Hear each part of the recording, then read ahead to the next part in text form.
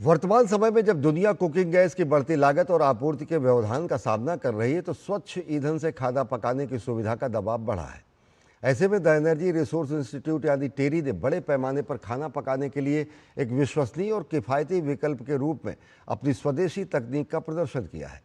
Biomass gasifier ऊष्मीय रासायनिक प्रक्रियाओं के माध्यम से कृषि अवशेषों और लकड़ी को स्वच्छ जलनशील गैस में परिवर्तित करता है, जो अब संस्थागत और सामुदायिक खाना पकाने के लिए एक स्वच्छ ईंधन के विकल्प के रूप में उपयोग में लाया जा रहा है।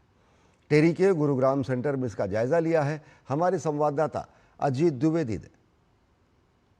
दुनिया भर में युद्ध और जियोपॉलिटिक्स के कारण लगातार दुनिया को ऊर्जा संकट का सामना करना पड़ रहा है, जिसमें कि कुकिंग गैस भी शामिल है और भारत भी इससे अछूता नहीं है। लेकिन अब उसके विकल्प के रूप में कई चीज़ें सामने आ रही हैं। ऐसा ही जो है बायोमास गैसीफायर जिसको कहा जाता है, और ये जो बायोमास गैसीफायर है इसका विकास जो है 90 के दशक में किया गया था, लेकिन उसके बाद इसका जो उपयोग था वो काफ़ी सीमित हो गया था। लेकिन अब फिर से इसका उपयोग जो है वो किया जा रहा है। डॉक्टर अरुणेंद्र तिवारी जो कि टेरी में फेलो हैं, हमारे साथ हैं। यहाँ पे टेरी में जो गैसीफायर को हम इस्तेमाल कर रहे हैं कुकिंग के लिए, ये गैसीफायर टेरी ने 90s में बनाया था और उसको जो है देश भर में और अफ्रीका और कई सारे देशों में इसको लगाया था। ये एक अल्टरनेट हो सकता है, अगर हम एलपीजी का अल्टरनेट कहें या हम बायोमास जिस तरीके से लोग यूज़ करते हैं उसको किस तरीके से इफिशिएंसी तरीके से यूज़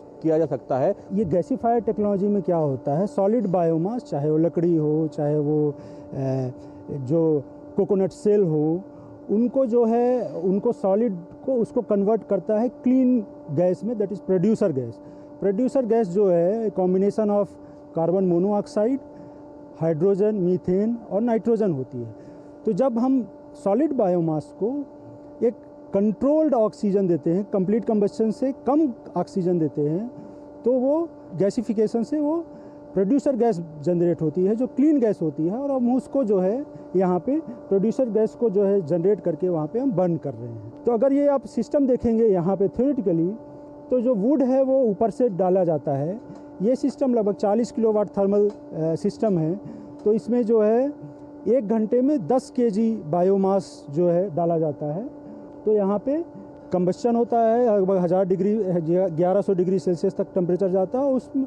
उस टाइम पे प्रोड्यूसर गैस बनती है, और जिसका हम इस्तेमाल करते हैं जो है प्रोड्यूसर गैस का यहाँ पे कंप्लीट कंबस्शन के लिए, कुकिंग के लिए। तो यहाँ से हम बायोमास डालते हैं, यहाँ से एयर जा रही है और यहाँ पे जो है वो बायोमास जो गैसीफायर है उसके लिए गैस बन रही है, और यहाँ से ये पूरा देख सकते हैं कि फ्लेम जो है ये पानी गर्म हो रहा है। इस तरीके से ये पूरा जो सिस्टम है वो काम करता है। जी हाँ, और इसका इस्तेमाल हम देश में हज़ारों की संख्या में ढाबा हैं। अगर ये इस तरीके का गैसीफायर लगाते हैं तो उनकी जो कॉस्ट है वो भी कम होगी और प्लस इफ़िशियंसी बढ़ेगी। जो बायोमास गैसीफायर सिस्टम है ये एक बेहतर विकल्प हो सकता है, अच्छा अल्टरनेट हो सकता है कुकिंग गैस के रूप में, और इसका उपयोग जो है जो होटल्स हैं, जो ढाबे हैं और जो संस्थान हैं वो भी कर सकते हैं। कैमरामैन राजेंद्र के साथ अजीत द्विवेदी, डीडी न्यूज़, टेरी, दिल्ली NCR।